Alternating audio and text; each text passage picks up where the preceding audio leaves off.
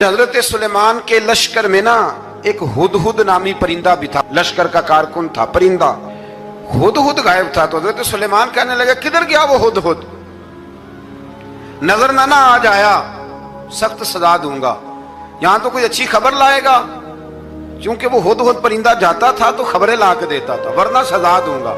उतनी देर में हुदहुद भी आ गया। तो ये परिंदे जो कारकुन होते हैं बड़े सियाने होते हैं, कभी बंदा नाराज हो तो सही खबरें ले आते हैं। तो सही खबर लेके आ गया, आते ही आके बैठा तो उसने हजरत सुलेमान अलैहिस्सलाम ने कहा कहाँ थे? अर्ज करने लगा हुजूर मैं मुल्क सबा गया था, वहां एक औरत हुक्मरानी करती है, उसका नाम बिल्कीस है, बहुत बड़े तख्त पे बैठती है, 80 गज उसका तख्त लंबा है, 40 गज चौड़ा है, और शायद 80 मान के 80 टन उसका वजन है। तो हुजूर वो सूरज को पूछते हैं।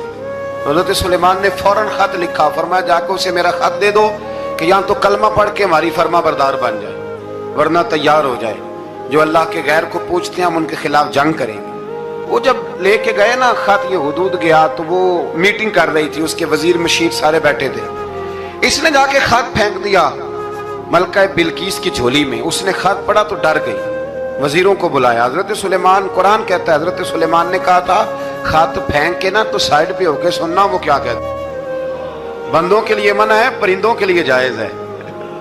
बंदों के लिए मना है साइड पे होके सुनना, हाँ जिसकी जासूसी की ड्यूटी हो, कुफर की जासूसी, उस बंदे के लिए भी जायज है। तो यहाँ एक तो वो परिंदे थे, दूसरा कुफर की जासूसी कर रहे थे, साइड पे होके सुनने लगे। तो मलका बिल्कीस कहने लगी अब क्या करना है, ये खत आया है। तो वो कहने लगे हम तैयार हैं, आप हुक्म करें, हम लड़ने को तैयार हैं, लड़ेंगे।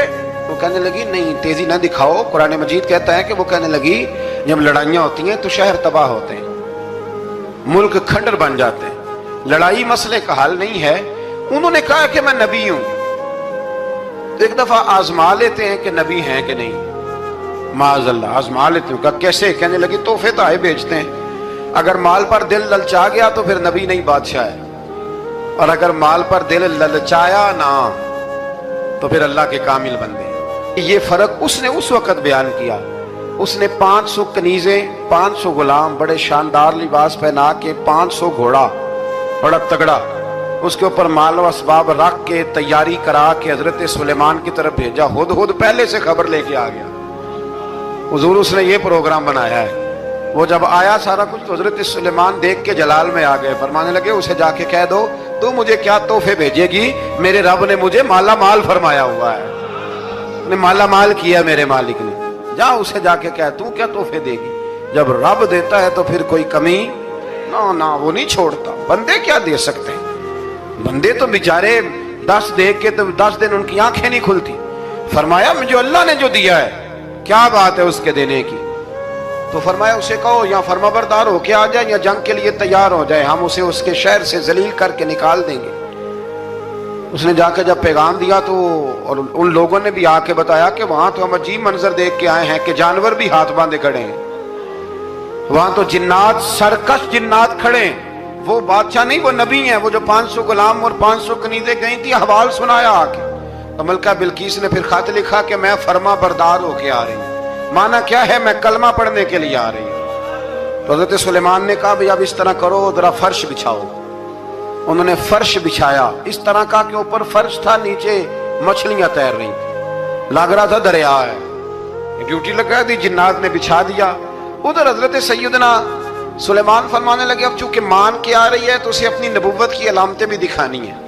उसने तख्त बड़ा शानदार बनवाया था, और खवातीन में जो आदतें खवातीन वाली होती हैं वो जाती नहीं। वो 7 कमरों में ना पीछे अपना तख्त रख के तो 7 दरवाजे बंद करके आए। उस जमाने में एक रिवाज था, वो जुलेखा ने भी 7 दरवाजे मुकफ्फल के एक रिवाज था।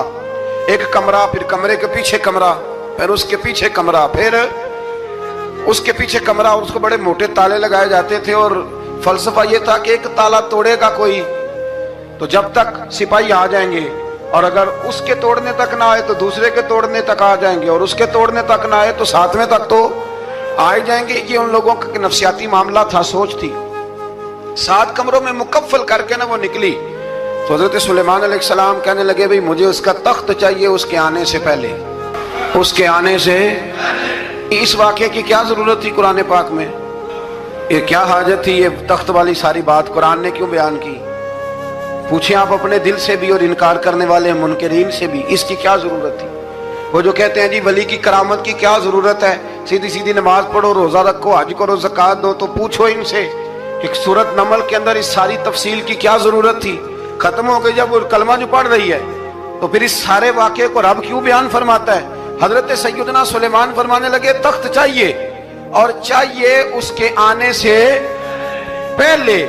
قال عفریت من الجن، جنوں میں سے ایک بہت بڑا جن بولا، کہنے لگا حضور آپ کا یہ تخت برخاست ہونے سے پہلے لے آؤں گا۔ یہ جو آپ میٹنگ کر رہے ہیں نا، یا آپ فیصلے ختم، کچھ نے لکھا صبح سے شام تک میٹنگ ہوتی ہے اور اس کو آنے میں پتہ نہیں کتنے دن لگیں گے، تو میں یہ برخاست ہونے سے پہلے، اور کچھ نے کہا جی آپ شرط کیوں لگاتے ہیں کہ صبح سے شام تک ہوتی ہے؟ اس جن نے کہا جی آپ 10 منٹ میں فارغ ہو جائیں، آپ فارغ ہوں گے تو تخت آ جائے گا۔ مفسرین نے لکھا ہے کہ جب قرآن کہتا ہے کہ اس نے کہا کہ آپ کے فارغ ہونے سے پہلے، اس کا مطلب ہے کہ جب آپ اٹھیں گے، یہ جگہ خالی کر دیں گے تو تخت یہاں آئے گا۔ تو حضرت سلیمان کی تو بادشاہت تھی نا زمانے پہ، فرمانے لگے نہیں نہیں تو لیٹ ہے، تو لیٹ ہے، تو ہمیں جانتا ہی نہیں، یہ تو لیٹ ہے، ابھی ہماری طاقت اس سے زیادہ ہے۔